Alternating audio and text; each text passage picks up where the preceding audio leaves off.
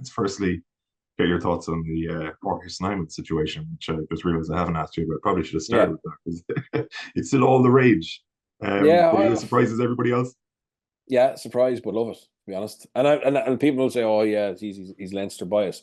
I was in favour of RG Snyman being re-signed from Munster, even despite his injury profile the last time, because I think when he's fit, he doesn't. I actually don't know if there's another lock in the world who could do what he can do. Honestly, like that's how unique he is, and I think that any team in the world who want to win something should be looking at RG Snyman. Now, certain teams will write him off straight away because of his injury profile. Okay, and I understand that. But I think if you're Leinster, and so I'll just focus on why Leinster should sign him first. I think if you're Leinster and you have, the locks that they have, and even if they get an injury crisis, the people who come in and do a decent job, there's so many of them that you can actually take a gamble on your non-Irish qualified player being injury profile if you can get him back for 2 or 3 games. Like the reality is, I don't believe in. I think Munster wouldn't have that URC only for RG Snyman. I thought his some of his moments in the final were game changing or game influencing, right? And look, that's a lot of money to pay for a URC, to pay someone to help you get over the line in a URC final. But also, you can spend a lot of money on 4 or 5 squad players who are important, but they won't help you make a difference against the Stormers or La Rochelle or Toulouse in a must win game to win silverware. So, in some ways, I kind of feel he actually paid Munster back to a certain extent, and like obviously not as much as he would have liked, but when it came to it, he helped them get a trophy, which hopefully will give them more belief and lead to more trophies in the future. I know we're talking on a bad weekend for them, but in general, I think that he played a role in that. So Leinster realistically don't need him 8 months of the year, okay, but they need someone like him when it comes to a semi final or final in URC, or more importantly in Champions Cup. So if you have the money, which they do, and you have the depth that you can afford to take a risk, you don't need him to play every week. Well, then I think he is a smart signing. Um, they they believe that they could get more games out of Jason Jenkins than Leinster did, or than Munster did, because they believe in their medical staff and their conditioning program and all that stuff. Whether that's true or not, he did play more games for Leinster.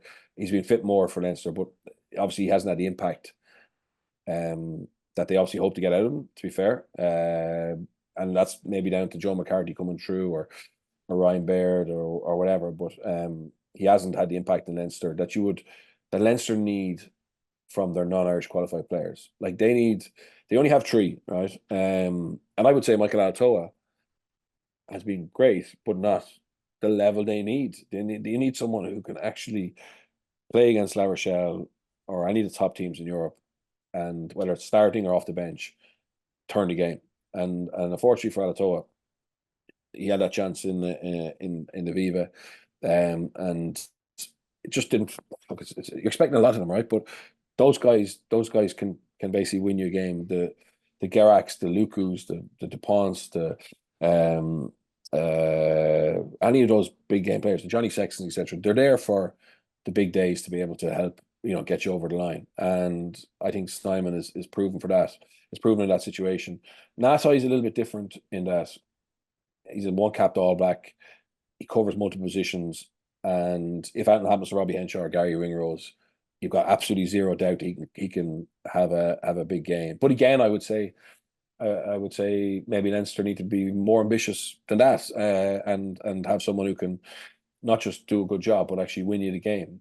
Because that's how hard it's been proven for him to win Europe. And when you win Europe once, so like we did in 2009 with Rocky and Isa and CJ van der Linde, then you can maybe go on a run, which they did under Joe Schmidt, where you win 2 or 3 without them, or two without them. So that's where Leinster are at now. I think they need to be ruthless in the transfer market, and you're not going to find an RG Snyman who's not injury profile, because there's only one there's only one RG Snyman. Now that's why Leinster should sign him. Munster, I understand that they're frustrated, right? But I think they had to make a choice, and this is horrible circumstances. And I didn't agree with the fact. So at the moment, it hasn't proven to be an issue because both of them were injured, but they weren't going to be allowed to play John Klein and RG Snyman together this year. I think that's absolute nonsense, right? Like if both of them were fit yesterday, yesterday in Exeter, I have no issue with both of them playing. I have no issue with both of them playing because I want to see Munster at the deep end of the European Cup. But the rules meant that they couldn't play them both, right? Now, as I said, they're injured, so it doesn't matter. But again, for the last couple of months of the season, if they're both fit, I would love to see that rule relaxed. Because Graham Rowntree needs to be given the best possible chance of achieving the highest possible position with Munster in Europe. And also Graham Rowntree has a responsibility to develop Irish qualified players. And I think he'll do that. He'll do that, right? But now, obviously, for next year, Munster weren't allowed to sign John Klein or RG Snyman. John Klein has a longer affinity with Munster, better injury profile, probably a good bit cheaper, to be fair, as well. And they basically made a decision they're going to keep John Klein and let RG Snyman go. Once that happens, RG Snyman, from me, should be allowed to play for whoever he wants in the world. Once Munster have turned him, if he had have engineered this that he wanted to be let go to play for Leinster, I wouldn't be the same opinion. If he was breaking a contract or anything like that, but this is basically a free market. So, now there's another argument to why it broke this week, and was that fair, etc. I don't know why it broke this week, but and did that influence or disturb Munster? I'm not sure. But I don't have an issue with Munster making a decision to go for Klein over Snyman. I understand that completely. And Leinster signing him, I also understand that completely. So that's my take on it. But